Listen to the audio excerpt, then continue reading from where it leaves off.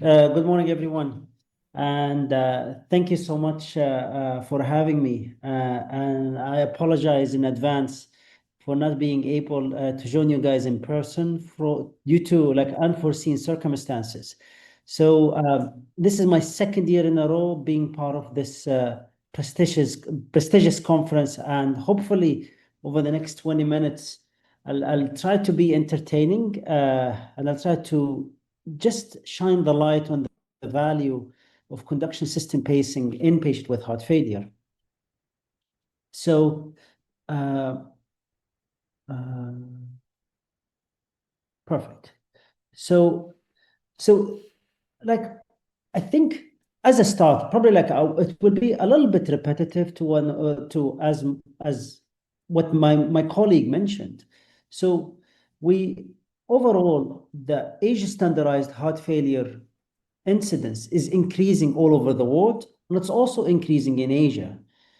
And in addition to medical therapy, devices plays a major role, and proper device selection in our patients is key in preventing future reintervention and adverse events.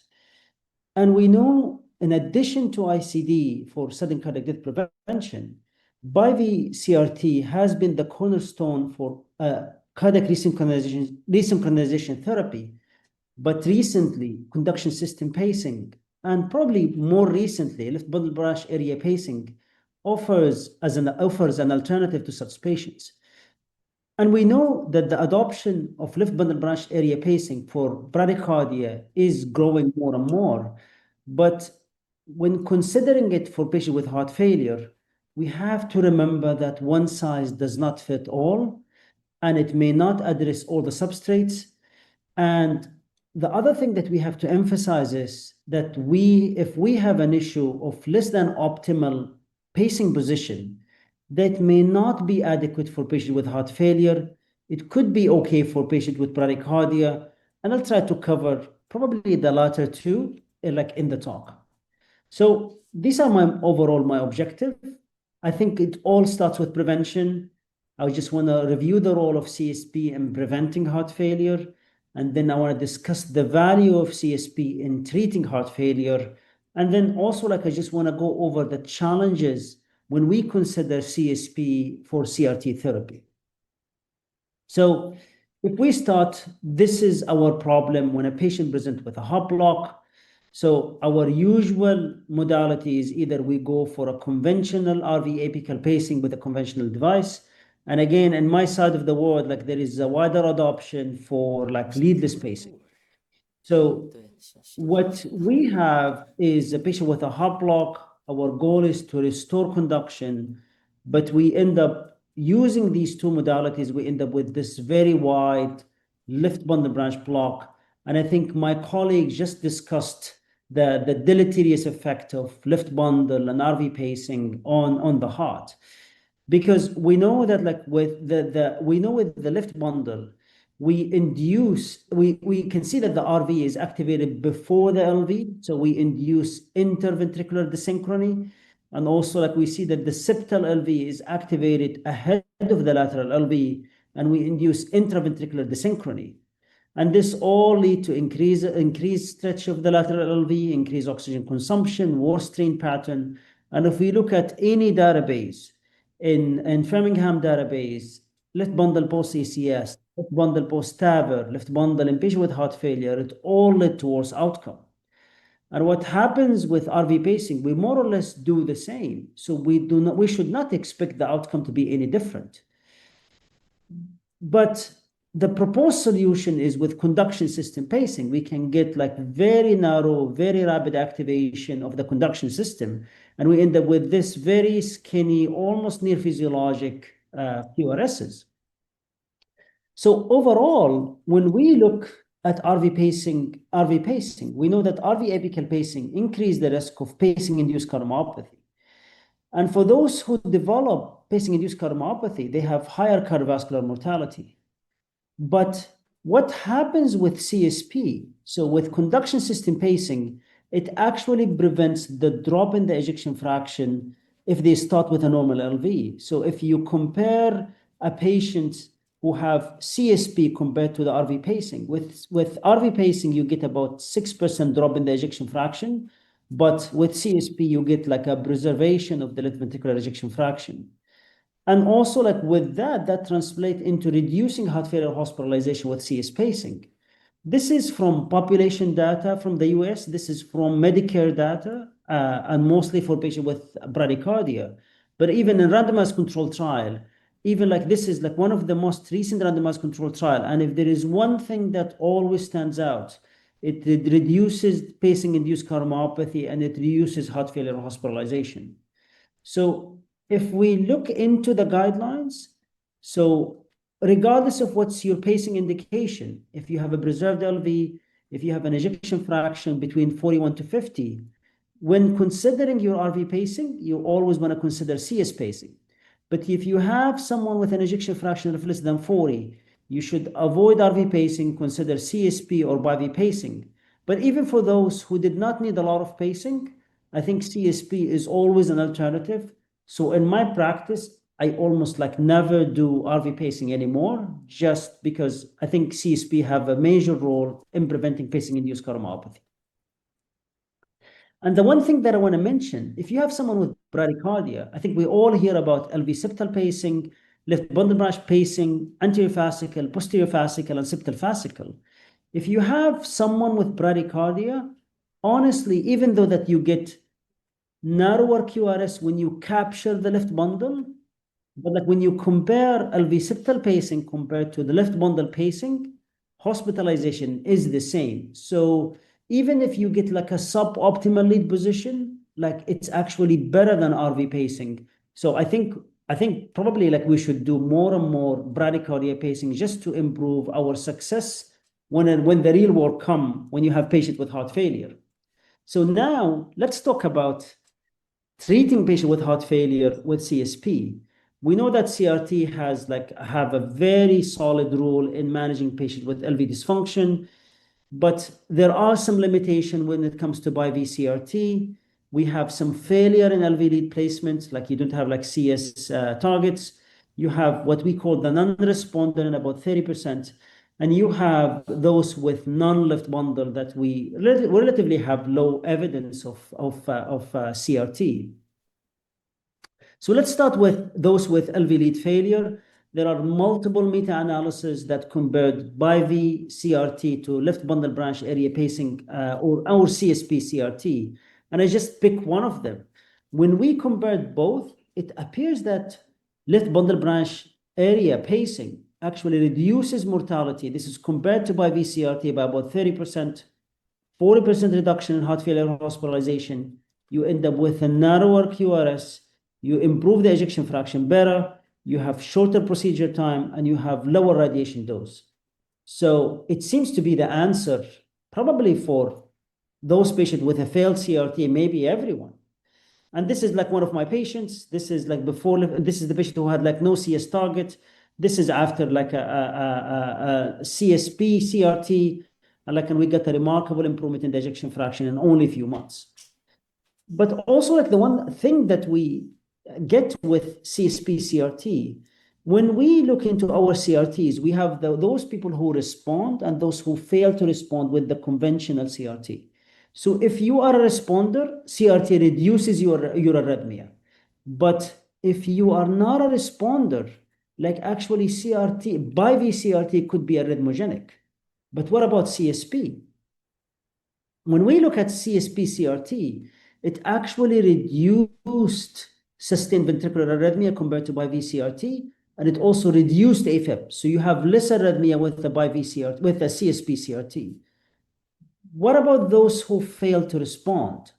This is like a study, this is like quite aggressive. So those patients who actually got a CRT, and those patients were followed for 12 months following BIV CRT, and if they fail to reach this criteria for being a responder, those patients right away went into left bundle branch area pacing CRT. And when that was done, you actually got improvement in the ejection fraction with upgrading to a left bundle CRT. You have an improvement in the NYHA class, And you have also like improvement in in clinical adverse events. These are people who have left bundle CRT compared to biv CRT. So this is something that you may consider after like exhausting all of your options in those who are not responders. And then now, what about the non-left bundle, mostly in patients with interventricular conduction delay? And when we look at patients with interventricular conduction delay, it seems that LOT CRT actually did better. They have improvement in their NYHA class, and also they have improvement in their clinical outcome down the road. So this is like another paper show that LOT CRT in patients with wide left bundle and interventricular conduction delay. And it seems that LOT CRT outperformed biv pacing when it comes to ejection fraction and LV end systolic volume. And it seems to be like consistent in all group, but it worked very well in patients who have very wide QRSs, more than like 171 milliseconds. So when we look at the guidelines, so the guidelines, if you have someone with a left bundle and an ejection fraction of less than 35, you can consider biv or CSP. If you have someone who have pacing-induced cardiomyopathy, as one of my colleagues mentioned, you have both options. If you have someone who did not respond to biv CRT, you can consider CSP. And if you have someone who have failed implantation to their LV lead, you can consider CSP. But like there are some consideration, but like CSP could be considered in most of your CRT indication. So now I just want to go over some challenges. So when we think about our biv CRT implantation, so we have a patient with conduction abnormality, we go for anatomical implant, we do a CS venogram, and then we implant. And the programming is more or less straightforward. We use the algorithm that comes with the device. So either like a sync AV or adaptive CRT, whatever vendors you are using. But if we want to reach this, like the better outcome with the CSP CRT, I think we have to do more work. So I think when we look at our patient, I think we have few questions about, is it a true left bundle or not? Should we do imaging before? When we do the CSP implantation, we have to think about our leads, and we have some implantation challenges. And post-implant, we have to always think about our sensing with the CSP lead inside the septum, ATP performances with the CSP lead, and extractability. So the first question, is it a true left bundle? And I think that takes us back to our criteria that we use. And we can see there is there are multiple criteria published, and we have our clinical observation of the ECG, and we see a lot of variation. This is 100 ECGs given to people with exact strict criteria, and you can see there is a lot of variation in defining what's a left bundle or what's not. And if we want to compare whatever criteria published to our clinical judgment, the correlation is actually quite poor. But also, like, what definition actually seems to be the best? It seems like this is a paper that looked into whatever definition we use, which one translated into better clinical outcome when it comes to being a CRT responder. And it seems to be like that the Strauss criteria outperformed the rest. So maybe if you want to pick a criteria based on the ECG alone, probably Strauss is your way to go. But the other thing is that when we look at, this is like a fantastic paper that was probably like, it's almost like 7 years old, where they did like an EP study by putting an EP catheter in patients, in about 70 patients with left bundle branch block. And in those patients, they noted some of them have left bundle branch block on the ECG, but they have an intact Hesper-Kingi activation with a distal to proximal activation. But also we have also those patients who have an infrahessian block. Those are patients who have an infrahessian left bundle branch block. And it seems like looking at the criteria, about 2/3 of the patients have their left bundle coming from the proximal part of the left bundle of the conduction system, where about 1/3 happens from the distal end. And it seems that if you pace at the proximal end, you get like correction in most of these left bundles, But if you do it at the distal part, the correction is very unlikely. And if you want to rely on criteria, you can look at the notching, you can look at the QRS duration. But again, the Strauss criteria predicted the best.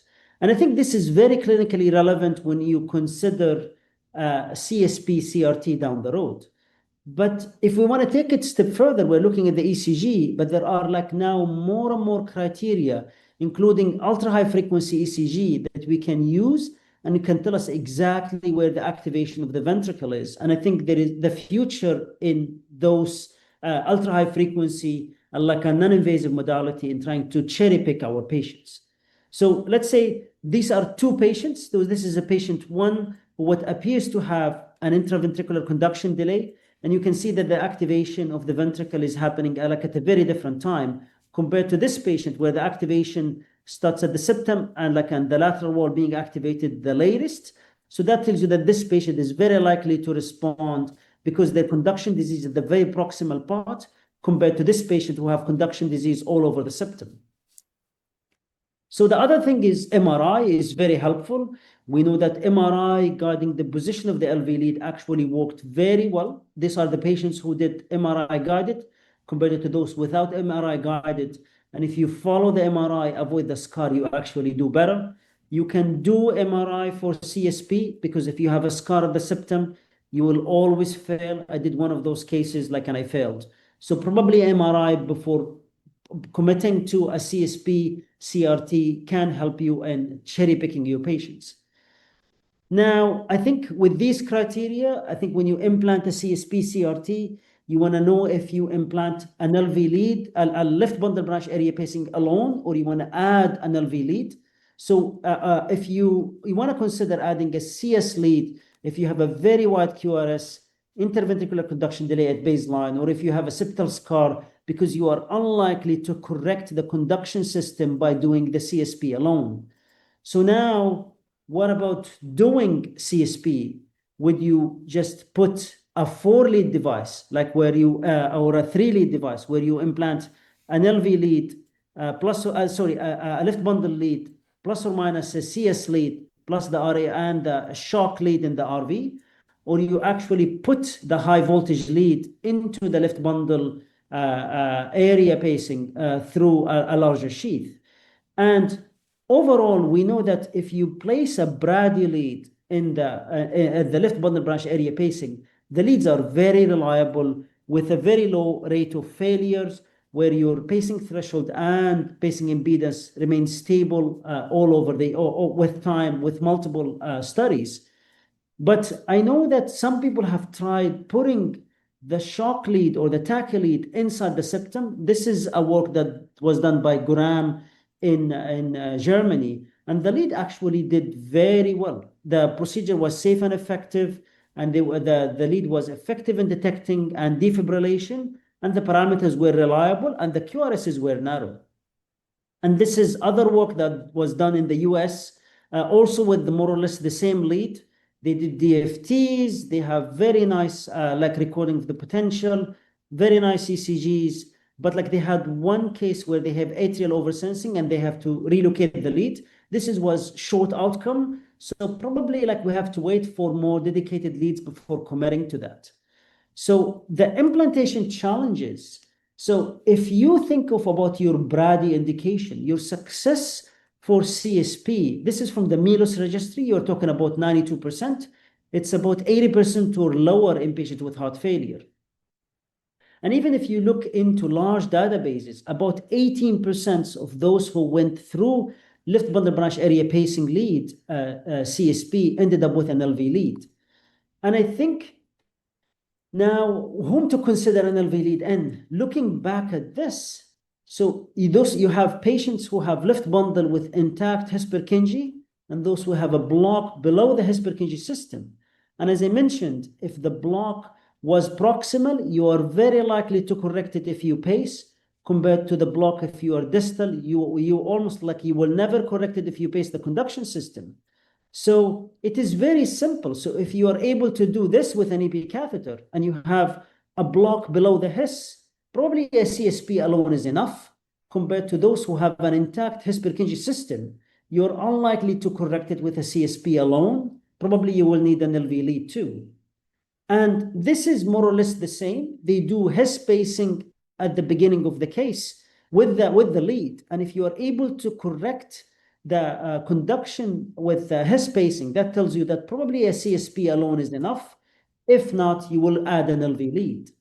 And then you can rely on your criteria. I think the criteria is long, but like I think the emphasization is on the QRS transition, R-wave peak time, and the interpeak interval, and everything has its own drawback. There are multiple published, probably some of these data are very tough to understand, but it seems that like if you go with a fascicular capture, you will get like more of an RS pattern in the inferior leads. Then you want to consider what we call a global R-wave peak time in assessing your CSP adequacy in patients with heart failure. Then you can look at the current of injury, as mentioned by my colleagues. And like you can see, the current of injury is usually low, goes up, and then goes low again. That tells you that you're in the vicinity of the left bundle. This is like all very recent data, and I think they're all helpful. So this is another study that tells you like you really want to get left bundle branch capture, because if you don't get left bundle branch capture, you really want to go for an LV lead in addition to your left bundle branch area pacing lead. So because the data here is very clear, if you have a deep septal capture, not a left bundle branch area capture, with a very wide QRS, adding an LV lead actually did the best for those patients. So if you have a deep septal capture with like you go over the criteria, and if you fail with a wide QRS, you really want to add an LV lead. So because it really matters. So if you don't get a left bundle branch capture and you get only LV septal or deep septal capture, you have worse outcome. So this is what I mentioned. So if you have bradycardia, LV septal versus left bundle branch pacing is more or less the same. But if you have patient with heart failure, you really want to go for a left bundle branch capture. If not, add an LV lead. So these are the conditions. If you can't reach the LV endocardium, and that's very common, up to 40%.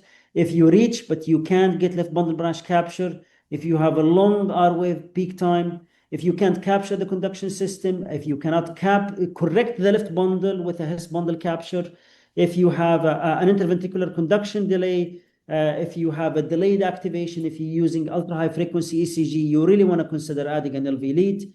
Few points about sensing. It seems that sensing is quite reliable if you do this. If you put, I showed you that putting like a shock lead at the left bundle area led to good sensing.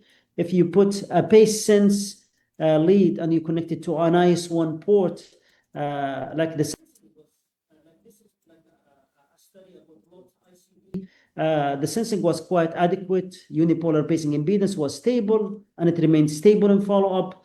As I mentioned to you, brady leads in the area are very reliable. So like sensing and impedance is not an issue. Anti-tachycardia pacing, actually this is a data in canine model that ATP from the His area is actually safer than RV ATP. And if you think about extractability, these are short-term data. It seems that the lead extraction is quite safe with just manual traction. And the other thing that I want to mention, the future is promising. We're getting more and more dedicated lead designs for CSP. One of my colleagues mentioned like the leadless device. This is probably like our options in pacing-induced cardiomyopathy. We have the more and more adoption of ultra-high frequency ECG, and we have many randomized controlled trials that are appearing slowly, showing the value of CSP in patients with bradycardia and heart failure. In my opinion, I think CSP will take over and it will become the standard of care.